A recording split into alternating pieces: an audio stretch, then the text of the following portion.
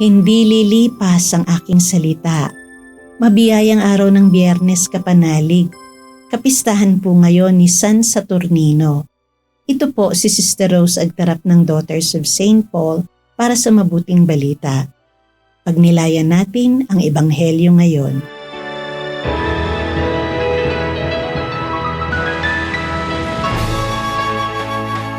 Sinabi ni Jesus sa kanyang mga alagad ang isang talinhaga.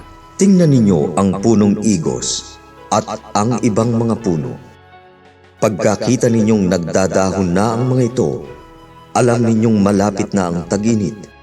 Gayon din naman, pag napansin ninyo ang mga ito, alamin ninyong malapit na ang paghahari ng Diyos.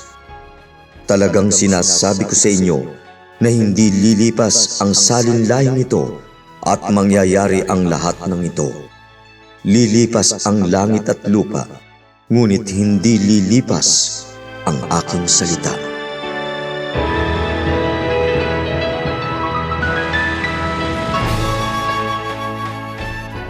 Lilipas ang langit at lupa, ngunit ang aking mga salita ay hindi lilipas kailanman. Ang mga salitang ito ng ating Panginoon ay parang isang matalim na tabak na may magkabilaang talas.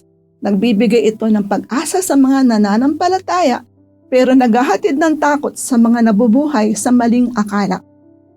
Napanood ko sa YouTube ang devastation na dinala ni Typhoon Christine at tunay na kahindik-hindik ito.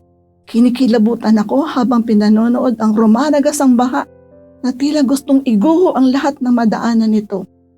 At captured on camera pa lang ito. Paano na hindi captured ng camera? Kapanalig, sinasabi sa banal na kasulatan na may mga palatandaan ang muling pagbabalik ng Panginoon. Mga digmaan, peste, kalamidad, at trahedyang gawa ng tao o kalikasan, at paglaganap ng kasamaan. Alam nating lahat na ang mga ito ay nagaganap na. Naalala ko nung kasagsagan ng COVID, marami ang nagsabing malapit na ang katapusan ng mundo. Milyon-milyong taong nangamatay dahil sa isang virus na di pa kilala ng siyensya. Wake up call sa atin, ang pandemya ng COVID. Ganon din na nakababahalang lagay ng ating mundo ngayon. Tinatawag tayo ng Panginoon na suriin ang mga palatandaan at maghanda. Maraming prediksyon kung kailan magugunaw ang mundo.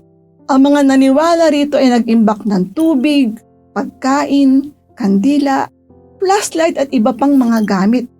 Gumawa naman ang iba ng tinatawag na bunkers kung saan balak nilang sumilong pagdating ng oras. Ngunit mali ang lahat ng prediksyon kaya't nasayang ang kanilang paghahanda. Bakit? Dahil sabi ng Panginoong Hesus, ang Ama lang sa langit ang tanging nakakaalam ng takdang panahon. Tama ba ang ginawa nilang paghahanda? Tamang maghanda, pero mali ang pamamaraan ng kanilang paghahanda.